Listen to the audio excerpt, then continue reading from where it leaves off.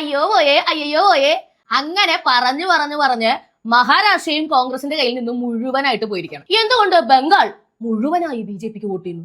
എന്തുകൊണ്ട് യു.പി മുഴുവനായും ബി.ജെ.പിക്ക് വോട്ട് ചെയ്യുന്നു? എന്തുകൊണ്ട് ഇങ്ങനെ സംഭവിക്കുന്നു? 60 വർഷം കൊണ്ട് ഗദറിട്ട ടീം നക്കി വടിച്ച് മുടിപ്പിച്ച് വെച്ചിരിക്കുന്ന സ്റ്റേറ്റുകളാണ് ഇതൊക്കെ. രാഷ്ട്രീയം പറഞ്ഞ് വികസന പദ്ധതികളെ നിർത്തിവെക്കാം, അല്ലെങ്കിൽ മുടക്കുക, ജനങ്ങൾക്ക് പ്രയോജനമുള്ള കാര്യങ്ങളുമായിട്ട് മുന്നോട്ട് പോകാതിരിക്കുക. CPM-ലേത് അങ്ങനെ ഭയങ്കര ഉച്ചത്തിലൊന്നും പുറത്തേക്ക് വരില്ല. കാരണം എന്താന്ന് വെച്ചാൽ CPM-ൽ ഒരു ഏകാധിപതി ഓൾറെഡി ഉണ്ടല്ലോ. കൂടുതൽ വർത്താനങ്ങളൊന്നും പുറത്തേക്ക് വരാൻ അദ്ദേഹം സമ്മതിക്കില്ല. അതുകൊണ്ട് പുറത്തേക്ക് വരാത്തതാണ്. അല്ലാതെ നിങ്ങൾക്കറിയാമല്ലോ ഇന്ന് നിലവിലുള്ള എല്ലാം സംഖ്യ. കാരണം അവരോടൊക്കെ ഈ വിവരങ്ങൾ ചോദിച്ചാൽ ഇതിങ്ങനെ പറയും. അവർ സംഖ്യ, അല്ലാതെ ഇത് യാഥാർത്ഥ്യമായിട്ട് ഉണ്ടായതാണെന്ന് ഇവിടുത്തെ സഖാക്കന്മാരും ബാക്കിയുള്ള എതിർ പാർട്ടിയിലുള്ള ആൾക്കാർ, പ്രത്യേകിച്ച് കതറിട്ടവർ വിശ്വസിക്കില്ല. നമുക്കറിയാം ഏത് തെരഞ്ഞെടുപ്പിൽ ജയിച്ചാലും ജയിച്ചില്ലെങ്കിലും രാഹുൽ ഗാന്ധിക്ക് ഒന്നുമില്ല. കാരണം ഉപതെരഞ്ഞെടുപ്പൊന്നും അദ്ദേഹത്തെ ബാധിക്കുന്നേ ഇല്ല. മെയിൻ തെരഞ്ഞെടുപ്പിന് ടൂർ പോകുന്ന മനുഷ്യൻ അദ്ദേഹം. 2 ടേം കൃത്യമായി പിണറായി വിജയന് കൊടുത്തു നിങ്ങളിപ്പോ എവിടെ നിൽക്കുന്നത്? കഠിനമായ സാമൂഹിക അരക്ഷിതാവസ്ഥയിലൂടെയാണ് കേരളം ഇപ്പോൾ കടന്നുപോയിക്കൊണ്ടിരിക്കുന്നത്.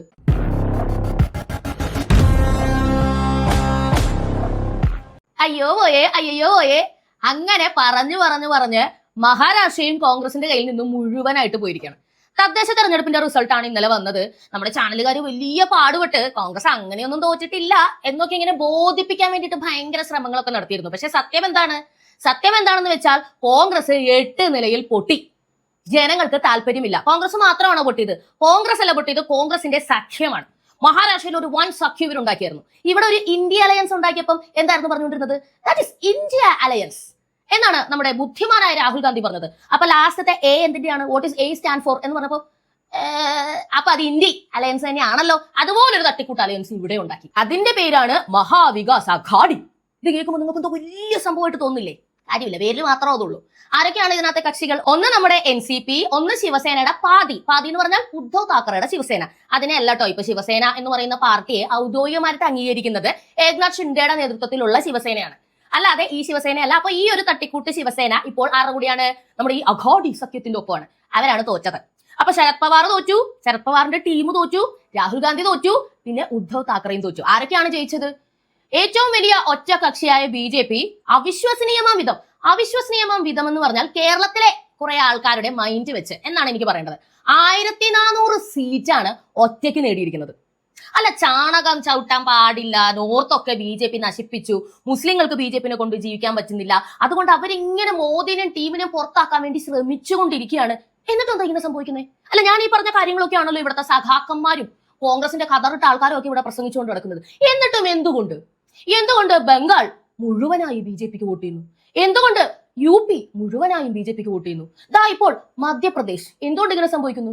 മുംബൈ പോലൊരു നഗരമൊക്കെ കോൺഗ്രസിന്റെ കയ്യിൽ നിന്നും എന്തുകൊണ്ട് വഴുതി പോകുന്നു?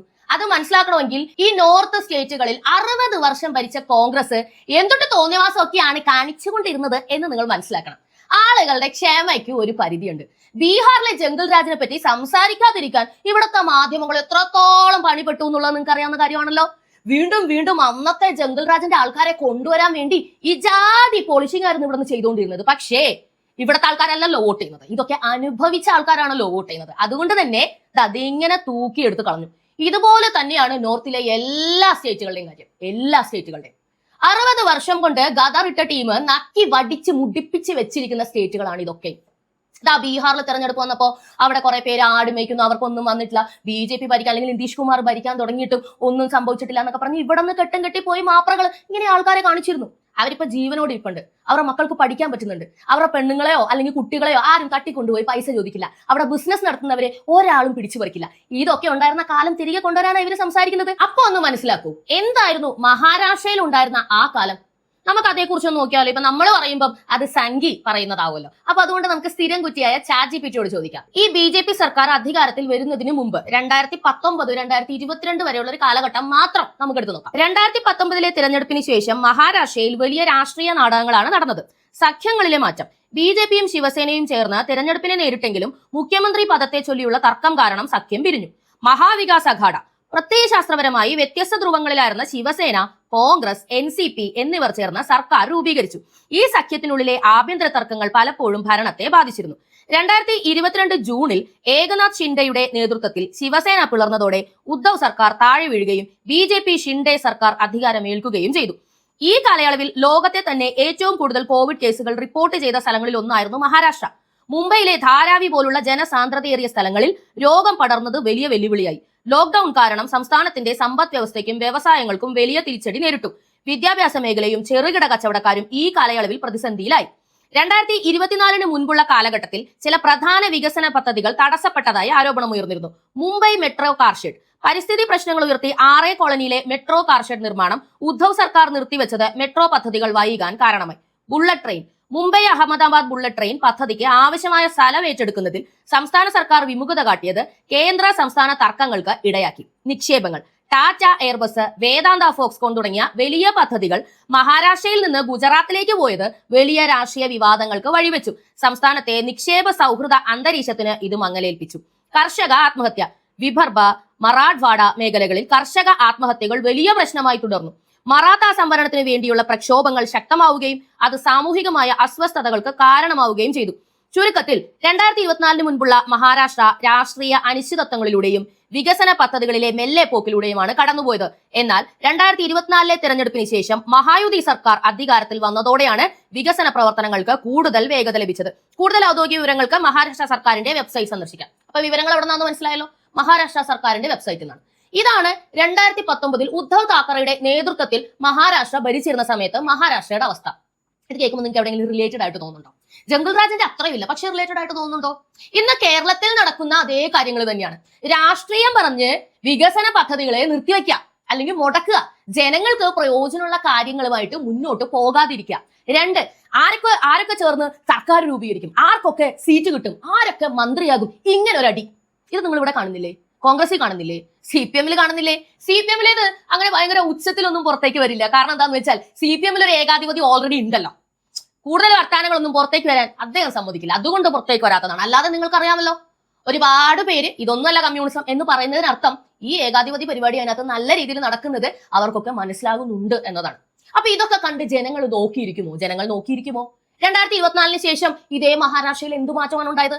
അതേക്കുറിച്ചും നമുക്ക് ChatGPTയോട് ചോദിക്കാം. മഹാരാഷ്ട്ര ഇന്ത്യയിലെ ഏറ്റവും വലിയ സാമ്പത്തിക ശക്തിയും വ്യവസായ കേന്ദ്രവുമാണെങ്കിലും കഴിഞ്ഞ ഏതാനും വർഷങ്ങളായി, പ്രത്യേകിച്ച് 2024-26 കാലയളവിൽ അടിസ്ഥാന സൗകര്യ വികസനത്തിൽ അതിവേഗത്തിലുള്ള കുതിച്ചുചാട്ടമാണ് ഉണ്ടായിട്ടുള്ളത്.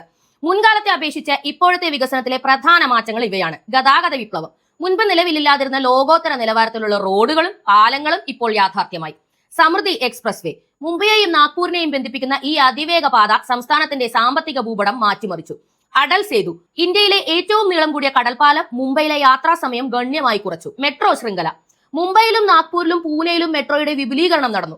ഉദ്ധവ് സർക്കാരിന്റെ കാലത്ത് തടസ്സപ്പെട്ട പല മെട്രോ ലൈനുകളും 2024-25 കാലയളവിൽ പൂർത്തിയാക്കി ജനങ്ങൾക്കായി തുറന്നുകൊടുത്തു. വ്യവസായ നിക്ഷേപം വിദേശ നിക്ഷേപത്തിന്റെ കാര്യത്തിൽ മഹാരാഷ്ട്ര വീണ്ടും ഒന്നാമതെത്തി. ഗുജറാത്ത് പോലുള്ള അയൽ സംസ്ഥാനങ്ങളിലേക്ക് പോയേക്കാവുന്ന പല പദ്ധതികളും ഫട്നാവിസ് സർക്കാർ തിരികെ കൊണ്ടുവന്നത് നിക്ഷേപകരുടെ ആത്മവിശ്വാസം വർദ്ധിപ്പിച്ചു.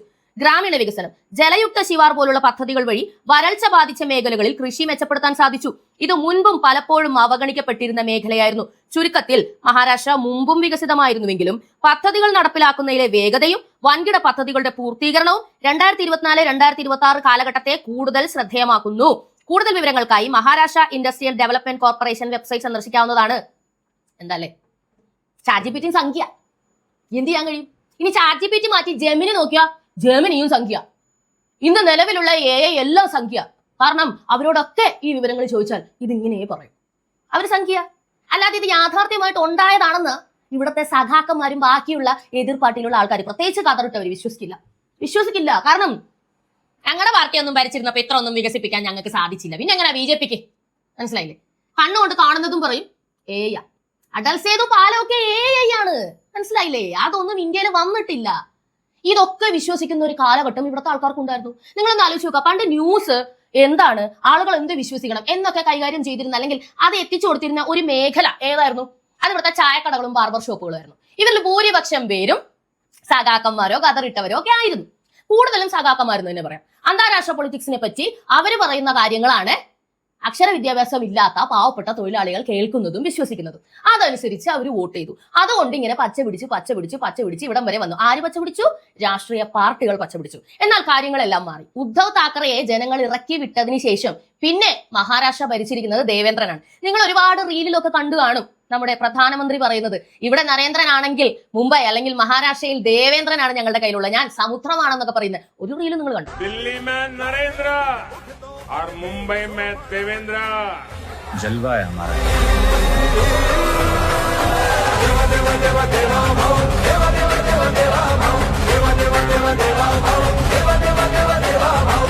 ഇദ്ദേഹം 2024 ഡിസംബറിൽ തെരഞ്ഞെടുപ്പിൽ ജയിച്ചു കയറി മൂന്നാമതും മഹാരാഷ്ട്രയുടെ മുഖ്യമന്ത്രിയായി. അജിത് പവാറും ഏക്നാഥ് ഷിൻഡെയുമാണ് ഉപമുഖ്യമന്ത്രിമാർ. യാതൊരു പിണക്കവും ഇല്ല, യാതൊരു പ്രശ്നങ്ങളും ഇല്ല. വളരെ കൃത്യമായി വളരെ ശ്രദ്ധയോടെ കേന്ദ്രത്തിൽ നിന്ന് ലഭിക്കുന്ന എല്ലാ പദ്ധതികളും ജനങ്ങൾക്ക് പ്രയോജനമാകുന്ന രീതിയിൽ നേരിട്ട് എത്തിച്ചുകൊണ്ട് അവർ അടിപൊളിയായിട്ട് ഭരിച്ചിരിക്കുന്നു. മറ്റേ ഉദ്ധവ് താക്കറയുടെ ശിവസേനയ്ക്ക് എന്താണ് സംഭവിച്ചത്?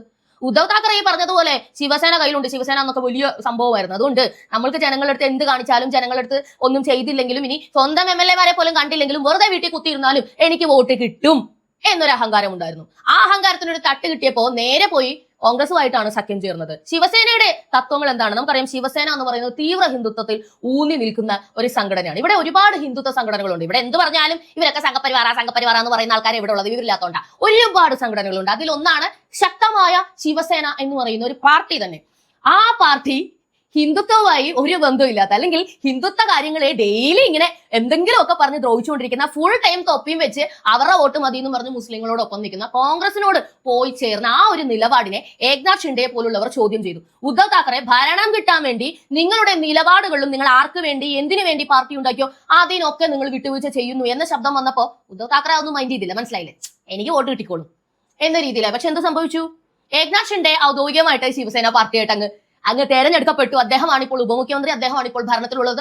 ഉദ്ധവ് താക്കറെക്ക് ഈ തെരഞ്ഞെടുപ്പിൽ പോലും നിലം തൊടാൻ വേണ്ടി സാധിച്ചില്ല. നമുക്കറിയാം, ഏത് തെരഞ്ഞെടുപ്പിൽ ജയിച്ചാലും ജയിച്ചില്ലെങ്കിലും രാഹുൽ ഗാന്ധിക്ക് ഒന്നുമില്ല. കാരണം ഉപതെരഞ്ഞെടുപ്പൊന്നും അദ്ദേഹത്തെ ബാധിക്കുന്നേ ഇല്ല. മെയിൻ തെരഞ്ഞെടുപ്പിന് ടൂർ പോകുന്ന മനുഷ്യൻ അദ്ദേഹം. മനസ്സിലായില്ലേ? 99 ഇനി 100 പൊട്ടിച്ചാലും പുള്ളിക്കറിയാം, പുള്ളി ഈ പറയുന്ന പോലെ രാജീവ് ഗാന്ധിയുടെ ആ ഷേപ്പൊക്കെ ഉള്ളതുകൊണ്ടും രാജീവ് ഗാന്ധിയുടെ മകനായതുകൊണ്ടും എനിക്കിങ്ങനെ ഇരിക്കാം പ്രതിപക്ഷത്ത്. ആൾക്കാർ വോട്ട് ചെയ്തില്ലെങ്കിൽ എന്ത് പറയും? നിങ്ങൾ നന്ദിയിട്ടവരാണ്, ഞങ്ങൾ പണ്ട് നിങ്ങൾക്ക് വേണ്ടി സ്വാതന്ത്ര്യം തന്നതാണ്, എന്റെ അമ്മൂമ്മ മരിച്ചതാണ്, എന്റെ അച്ഛൻ മരിച്ചതാണ്, അതുകൊണ്ട് ഞങ്ങൾ എന്ത് വേണം? അതിന് ഞങ്ങൾ എന്ത് വേണം? എന്റെ അപ്പനും അമ്മയൊക്കെ മരിച്ചിട്ടുണ്ട്, അതുപോലെ പലരും മരിച്ചിട്ടുണ്ട് എന്ന് കരുതി ഒരു രക്തസാക്ഷിത്വത്തിന് വേണ്ടി, അല്ലെങ്കിൽ രക്തസാക്ഷിയൊന്നുമല്ല, കഥ പറഞ്ഞാൽ വേറെ രക്തസാക്ഷിത്വത്തിന് വേണ്ടി ഒരു രാജ്യം മുഴുവൻ ഒരു കുടുംബത്തിന് തീരെഴുതി കൊടുക്കണമെന്നാണ് ഒരുപാട് ആളുകൾ. നമുക്കറിയാം, ഈ പ്രബുദ്ധരെന്ന് പറയുന്ന ഇവിടത്തെ ആളുകൾ പോലും ഇന്ത്യയുടെ മൂക്കിനാ വോട്ട് ചെയ്യുന്നത്. മനസ്സിലായിക്കോ? മൂക്കും കയ്യും കാലും കൊണ്ട് ഇവിടെ വല്ല കാര്യങ്ങളും നടക്കുവോ? ജനങ്ങളുടെ പട്ടിണി മാറുവോ? ആത്മഹത്യകൾ കുറയുവോ? എന്തെങ്കിലും കാര്യം നടക്കോ? മൂക്കുമതി. അടിമത്തം, പക്ക അടിമത്തം. എന്താ കഴിഞ്ഞ ദിവസം ഞാൻ കണ്ടിരുന്നു, യോഗിക്കെതിരെ UP-ല് ഈ മൂക്കിനെ നിർത്താൻ പോവാ. ഒന്ന് ആലോചിച്ച് നോക്കാം. മൂക്കല്ല, ഇനി മുഴുവനായി നിർത്തിയാൽ അവിടെ ജയിക്കാൻ പോകുന്നില്ല എന്നുള്ളത് അവിടുത്തെ വാർത്തകൾ കൃത്യമായി നോക്കുന്ന ആൾക്കാർക്കറിയാം. നിങ്ങൾക്കറിയാമോ, 1.5 ലക്ഷം കോടിയിലധികം സ്വന്തമായി കടമില്ലാതെ ഖജനാവിൽ നിറച്ചു വെച്ചിരിക്കുന്ന ഒരു സ്റ്റേറ്റ് ആണ് ഈ പറയുന്ന UP. അയോധ്യ എന്ന് പറയുന്ന ഒറ്റ പിൽഗ്രിം സെന്ററും ഉണ്ട്. ആ സംസ്ഥാനം അത്ര രീതിയിൽ ഉയർന്നു. അത്രയധികം ആൾക്കാർക്ക് അവിടെ ജോലി കിട്ടി. അത്രയധികം ആൾക്കാർ ഇപ്പൊ നല്ല രീതിക്ക് ജീവിക്കാൻ തുടങ്ങി. ഇനി മൂക്കിന് വോട്ട് ചെയ്യാൻ നിൽക്കും അവര്. എങ്ങനെ ഇരിക്കണം? കിട്ടുമെന്ന് നിങ്ങൾക്ക് തോന്നുന്നുണ്ടോ? അപ്പൊ ഇവരിങ്ങനെ ശ്രമിച്ചുകൊണ്ടേയിരിക്കുകയാണ്. വേണുഗോപാൽ പറയാണ്, ഇതാ നിങ്ങൾ ആകാശത്തിന് കീഴിലുള്ള എന്തെങ്കിലും കാര്യത്തെ പറ്റിയിട്ട് നിങ്ങൾ രാഹുൽ ഗാന്ധിയോട് ചോദിക്കൂ. അദ്ദേഹം ക്വാളിഫൈഡ് ആണ്, അദ്ദേഹം അത് പറയും, അദ്ദേഹത്തിന് അത്രയധികം അറിവുണ്ടെന്നാ പറയുന്നത്. എനിക്കത് കേൾക്കുമ്പോൾ ഓർമ്മ വരുന്നത് ശ്രീനിവാസന്റെ പഴയൊരു പടമാണ്. ഈ ജയറാം ഒരു സംയുക്ത വർമ്മയ്ക്ക് മെന്റലി പ്രശ്നമായിട്ട് കല്യാണം കഴിക്കുന്ന ഒരു പടമുണ്ട്. അതിനകത്ത് ശ്രീനിവാസൻ ഭയങ്കര ബുദ്ധിമാനാ. അപ്പോ ഡോക്ടർ പറയും, സൂര്യന് താഴെയുള്ള എന്തിനെ പറ്റിയാവും പറയും, പക്ഷെ വട്ട. മനസ്സിലായില്ലേ? വെളിവില്ല. അതാണ് സംഭവം. ഇപ്പൊ ബീഹാറില് ജയിച്ച് വന്ന കോൺഗ്രസ് MLA-മാര് നിതീഷ് കുമാറിനൂടെ പോയിരിക്കുകയാണ്. അവര് ചോദിച്ചു ഇത്ര കാര്യമുള്ളൂ, തലക്കൊള്ളില്ലാത്ത ഇവന്റെ പുറകിൽ ഞങ്ങൾ എത്ര നാളെ നടക്കും? ഇതാണ് സംഭവം. അപ്പൊ ഇത് മനസ്സിലാക്കാനുള്ള ബോധമില്ലാത്തടത്തോളം നിങ്ങൾക്ക് വോട്ട് ചോരി ഇപ്പൊ ഇറങ്ങിയിട്ടുണ്ട്. മഹാരാഷ്ട്രയിൽ വോട്ട് ചോരിയാണ് നടന്നത്. മനസ്സിലായില്ലേ? ഈ 3 തവണ ഒറ്റ കക്ഷിയായിട്ട് BJP ജയിച്ചു കയറിയതും, ഈ അജിത് പവാറിന് സപ്പോർട്ട് കിട്ടുന്നതും, ഏക്നാഥ് ഷിൻഡെക്ക് സപ്പോർട്ട് കിട്ടുന്നതും എല്ലാം വോട്ട് ചോരിയാ. ഈ വോട്ട് ചോരിയും ദിൽ ചോരിയും തമ്മിലുള്ള, ഹൃദയം കവരുന്നത് ആ ഹൃദയം മോഷ്ടിക്കുന്നത് തമ്മിലുള്ള വ്യത്യാസം മനസ്സിലാക്കാൻ ഒരു കാലത്തും സാധിക്കാത്ത ഈ രാഹുൽ ഗാന്ധി ഭാവി പ്രധാനമന്ത്രി എന്ന് പറഞ്ഞു 90 വയസ്സ് വരെ ഇങ്ങനെ ഇരിക്കും. നിങ്ങൾക്ക് സംശയമുണ്ടോ? ഞാൻ പറയുന്നത് നോർത്തിലെ ആളുകൾക്ക് വിവരമില്ല, നമ്മളെന്തോ വലിയ വിവരമുള്ള ആൾക്കാരാണ് എന്നല്ലേ ഇതുവരെ പറഞ്ഞുകൊണ്ടിരുന്നത്. എന്നിട്ട് നമ്മുടെ വിവരം എന്തായി? 2 ടേം കൃത്യമായി പിണറായി വിജയന് കൊടുത്ത് നിങ്ങളിപ്പോ എവിടെ നിൽക്കുന്നേ? നിങ്ങൾക്ക് അറിയാമോ, ഇവിടുത്തെ പോലീസ് പോലും ഇപ്പോൾ ജംഗിൾ രാജ് കാലഘട്ടത്തെ പോലെയാ പ്രവർത്തിക്കുന്നത്. ഒരാവശ്യത്തിന് വിളിച്ചാൽ കേരള പോലീസ് വന്ന് കൃത്യമായ നടപടികൾ എടുക്കുന്ന ഒരു അനുഭവം നിങ്ങൾക്ക് എവിടെയെങ്കിലും ഉണ്ടോ? ഒരു പ്രാന്തം വന്ന് നമ്മളെ തല്ലിയിട്ട് പോയാലും ചോദിക്കാൻ ഇവിടെ ഒരു മനുഷ്യനില്ല, അവന് പ്രാന്ത, ഞങ്ങൾക്കൊന്നും കേസെടുക്കാൻ വകുപ്പില്ല എന്നാണ് പോലീസുകാർ പറയുന്നത്. ഞാൻ ഈ പറയുന്നത് ഇവിടെ അടുത്തുണ്ടായ ഒരു അനുഭവം. അപ്പൊ പ്രാന്തനെ ഞങ്ങൾ എന്ത് ചെയ്യണം? ഞങ്ങൾ കെട്ടിയിട്ടാലോ അടിച്ചാലോ അത് വേറെ കേസായി. ഞങ്ങളെ പിടിച്ചകത്തിടാം, പ്രാന്തനെ പിടിച്ചിടാൻ വകുപ്പൊന്നുമില്ല. നിങ്ങൾക്കറിയാലോ ചെന്താമരയുടെ കേസ്, അയാൾ മാനസിക രോഗിയാണ്. അതുപോലെ ഒരുപാട് മാനസിക രോഗികൾ ഇവിടെ നടക്കുന്നുണ്ട്. ഇവിടെ പറവൂര് ചേന്തമംഗലത്ത് ഇതുപോലെ ഒരു ആവശ്യമില്ലാണ്ട് ഒരു അച്ഛനെ അമ്മയും അവരുടെ മോളെയൊക്കെ തലക്കടിച്ചു വന്നു, മരുമകൻ രക്ഷപ്പെട്ടു. നിങ്ങളൊന്ന് ആലോചിച്ച് നോക്കണം. ആ പയ്യനും ഇതുപോലെ തന്നെ കഞ്ചാവ് അടിച്ച് വട്ടായതാന്ന് പറയുന്നത്, വട്ടിന്റെ സർട്ടിഫിക്കറ്റ് കയ്യിലെടുത്ത് വെച്ചിരുന്നു. ഇപ്പൊ മാനസിക രോഗികളെ കൊണ്ട് ഇവിടെ ജീവിക്കാൻ വയ്യ. മയക്കുമരുന്ന് അടിച്ച് നടക്കുന്ന യുവജനങ്ങളെ കൊണ്ട് ഇവിടെ ജീവിക്കാൻ വയ്യ. വെറുതെ ഒന്ന് വണ്ടി തട്ടിക്കഴിഞ്ഞാൽ നിങ്ങളൊന്ന് ആലോചിച്ച് 1000-1500 രൂപ കൊടുത്താൽ പെയിന്റ് ചെയ്യാവുന്ന കേസിന് വരെ ഒരു മനുഷ്യന്റെ കഴുത്തിറക്കുന്ന രീതിയിലേക്ക് കേരളം മാറിയിരിക്കുന്നു.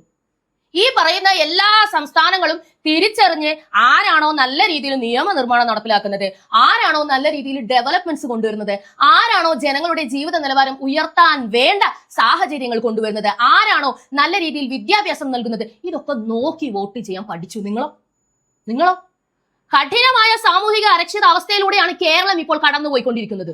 വീണ്ടും വീണ്ടും ഈ ഇടതുപക്ഷത്തെയോ അല്ലെങ്കിൽ വലതുപക്ഷത്തെയോ, എന്തുകൊണ്ടാണ് അത് പറയുന്നത് എന്നുള്ളത് അടുത്ത വീഡിയോയിൽ ഞാൻ പറഞ്ഞുതരാം. ഇപ്പൊ തന്നെ കുറെ CPM-കാർ ടെസ്റ്റ് ഡോസ് സമരങ്ങൾ തുടങ്ങിയിട്ടുണ്ട്. ഇനി ഞങ്ങളെങ്ങനെ നിങ്ങൾ ഇറക്കി കഴിഞ്ഞാൽ കേരളം എന്താകുമെന്ന് കാണിച്ചു തരാനുള്ള ഒരു സാമ്പിൾ മാത്രമാണ്.